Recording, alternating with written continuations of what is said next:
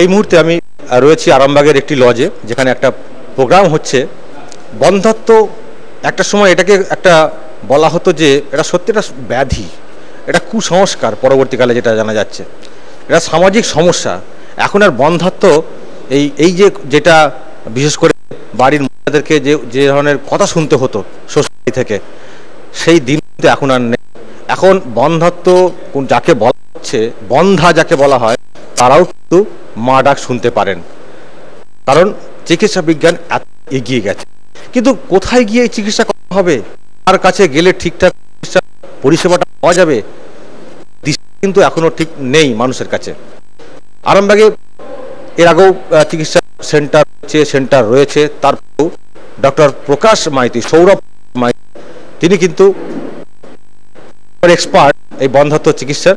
তিনি আরামবাগটাকেও একটা নতুন ভাবে দেখেন। আরামবাগের মানুষের যে এই ধরনের সমস্যা থাকলে তাদেরকে কিভাবে চিকিৎসা পরিষেবা দিয়ে মায়ের ডাক শোনানো যায়, তারা সিস্টেম করেছেন এখানে একটা সেন্টার, যাতে এই চিকিৎসা পরিষেবা একেবারে সাধ্যের মধ্যে স্বাদ পূরণ, এরকম একটা ব্যবস্থাপনা। একটা সেমিনার হচ্ছে এই লজে। আমি মাইতিকে স্বাগত জানাবো আরামবাগ টিভির তরফ থেকে।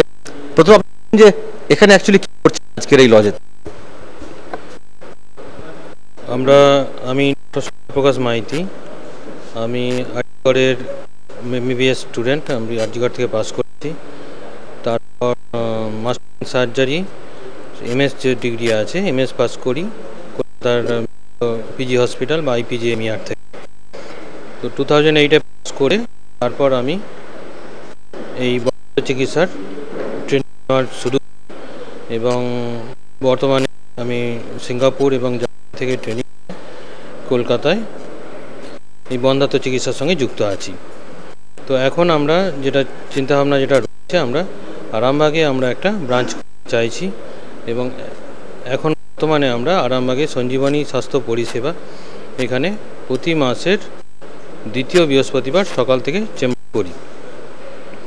তো এই চেম্বার করার উদ্দেশ্য, এখানে যে সাধারণ নাগরিক আছেন, সাধারণ মানুষ আছেন, যারা এই বন্ধ্যাত্ব চিকিৎসা হয়তো কলকাতায় করে উঠতে পারছেন না সবসময় সময়ের অভাবে, তাদের জন্য আমরা যাতে আরামবাগের মধ্যেই বসে একটা বন্ধ্যাত্ব চিকিৎসার দিশা দেখাতে পারি, সেই একটা চিন্তাভাবনা আমাদের রয়েছে। তো অনেকের মনে হয় যে বন্ধ্যাত্ব চিকিৎসা খুব কস্টলি, অর্থাৎ ব্যয়বহুল। সেই ব্যাপারটাও আমরা চিন্তা করছি যে যতটা কম খরচের মধ্যে আমরা প্রতিটা মহিলাকে আমরা যাতে গর্ভবতী বা মা ডাক শোনাতে পারি, একটা চিন্তাভাবনা রয়েছে। বন্ধ্যাত্ব চিকিৎসা মানেই যে টেস্ট টিউব সেটা কিন্তু একদমই নয়। বন্ধ্যাত্ব চিকিৎসা আমরা চেষ্টা করি যে পেশেন্টের যেরকম চিকিৎসা সম্ভব বা যেরকম চিকিৎসা করলে বাচ্চা আসা সম্ভব। সবসময় যে ব্যয়বহুল চিকিৎসা লাগবে সেরকম কিন্তু একদমই নয়। যে পেশেন্ট হয়তো 2 মাসের মাথায় আমার কাছে আসেন, অন্য ওষুধপত্রের মাধ্যমেই আমরা ট্রিটমেন্ট করে তাকে প্রেগনেন্ট করতে পারি। এবং যেগুলো হয়তো অন্য চিকিৎসায় কাজ হচ্ছে না, 8 বছর 10 বছর বিয়ে হয়ে গেছে, বিভিন্ন চিকিৎসা ফেল করেছে, একমাত্র সেই সব পেশেন্টের ক্ষেত্রেই আমাদের IVF-এর বা টেস্ট টিউব বেবির প্রয়োজনীয়তা আমরা দেখতে পাই।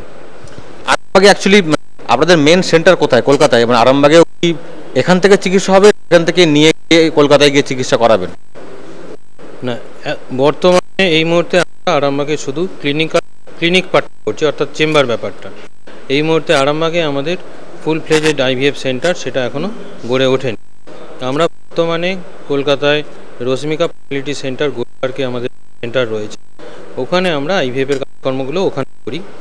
এখন বর্তমানে আমরা আরামবাগে শুধুমাত্র চেম্বারের মাধ্যমে পেশেন্টের সঙ্গে কনভারসেশন বা পেশেন্ট ফার্স্ট টাইম যে ডিসকাশন, সেই ব্যাপার আরামবাগে করে বাকি ট্রিটমেন্ট কলকাতায় করছে। ভবিষ্যতে আমাদের যেটা প্ল্যান আছে যে আরামবাগে একটা ফুল ফ্লেজ IVF সেন্টার তৈরি করা, যাতে পেশেন্ট আর IVF করানোর জন্য কলকাতার প্রয়োজনীয়তা অনুভব করেন না। একেবারে। একটা কথা আমি শেষ জানতে চাইবো, সেটা হচ্ছে যে বন্ধ্যাত্ব কি এখন আর সত্যি বন্ধা এই কথাটা এখন চলে, না যে কেউই শুনতে পাবেন? হিসাব অনুযায়ী প্রতি 100 জনের মধ্যে 90 জন মহিলাই আমরা গর্ভবতী এই যেটা বন্ধ্যাত্ব চিকিৎসা এর মাধ্যমে মায়ের শোনাতে পারি। হয়তো 1% খুব সামান্য পার্সেন্ট মহিলা, যার ক্ষেত্রে এমন কিছু সমস্যা থাকতে পারে যেগুলো হয়তো গর্ভবতী হওয়ার ক্ষেত্রে বাধা সৃষ্টি করছে। ধরুন কারো যদি ইউটেরাস না থাকে, অর্থাৎ মহিলা জন্মের সময় থেকেই ওনার যদি ইউটেরাস না থাকে, তো সেক্ষেত্রে আমাদের চিরাচরিত চিকিৎসার মাধ্যমে তাকে গর্ভবতী করাটা ডিফিকাল্ট। তো সেক্ষেত্রেও আমাদের অল্টারনেটিভ চিকিৎসা রয়েছে।